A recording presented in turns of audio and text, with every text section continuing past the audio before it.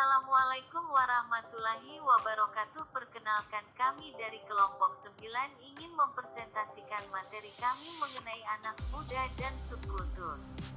Anggota kelompok kami yaitu Ningrum Amalia Putri, Yuliana, dan Hairana. Selanjutnya, kami menyerahkan kepada pemateri pertama, yaitu Ningrum Amalia Putri. Baiklah, di sini saya akan menjelaskan apa itu cultural study. Jadi, cultural study adalah sebuah metode atau teori dalam ranah paradigma kebudayaan atau cultural paradigma. Dalam karakter cultural study ini, cultural study merupakan bidang keilmuan yang multi dan lintas disiplin ilmu, memiliki ruang lingkup yang membentang dari budaya dalam kaitannya dengan kekuasaan dan politik, bahasa, komunikasi, gender, dan diskursus atau wacana.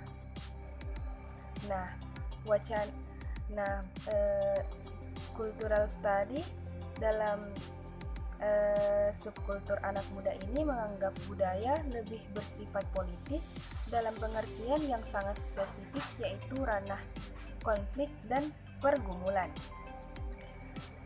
Cultural studies dipandang sebagai suatu hal yang penting dalam proses produksi maupun reproduksi hubungan sosial dalam kehidupan sehari-hari.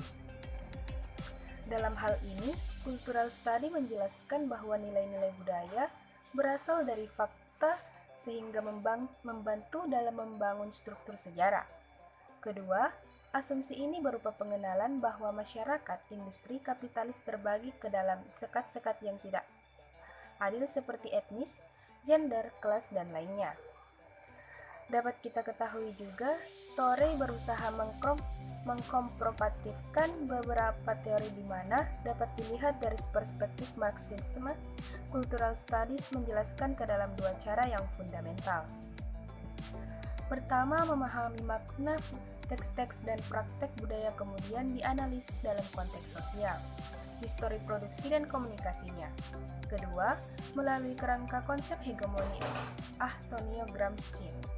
Hegemoni menekankan pada bentuk, ekspresi, cara penerapan, mekanisme yang dijalankan untuk mempertahankan dan mengembangkan diri melalui para korbannya, sehingga membentuk alam pikiran mereka. Melalui hegemoni, ideologi, kelompok dominan dapat disebarkan, nilai dan kepercayaan dapat dipertukarkan. Akan tetapi, berbeda dengan manipulasi atau indoktrinisasi, hegemoni justru terlihat wajar.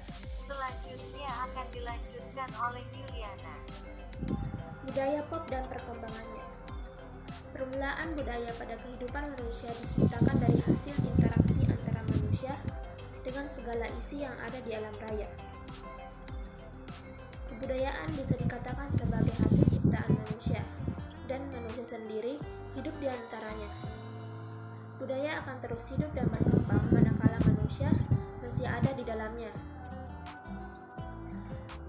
Kegunaan budaya pun beragam. Contohnya, suatu budaya ada sebagai pedoman interaksi antara manusia, antar manusia maupun kelompoknya. Wadah untuk menyalurkan perasaan-perasaan dan kemampuan-kemampuan yang dimiliki. Petunjuk manusia agar memiliki batasan bertindak dan menentukan sikap.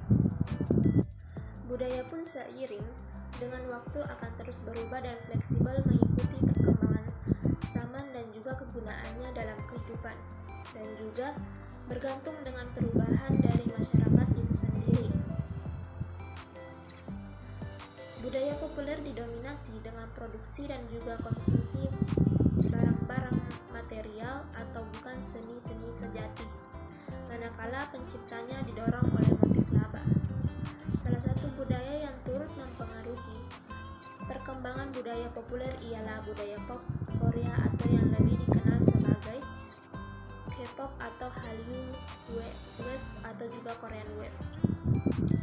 Fenomena Korean Wave atau demam Korea mengacu pada popularitas budaya Korea di luar negeri yang mencakup hiburan seperti drama, musik pop, animasi, games, dan lain sebagainya. Indonesia sendiri menjadi negara dengan dampak besar oleh Korean Wave ini.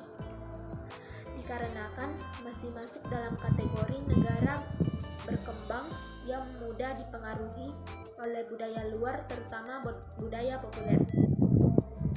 Penyebaran ini sendiri ditunjang dengan adanya media massa yang memfasilitasi seperti televisi dan internet.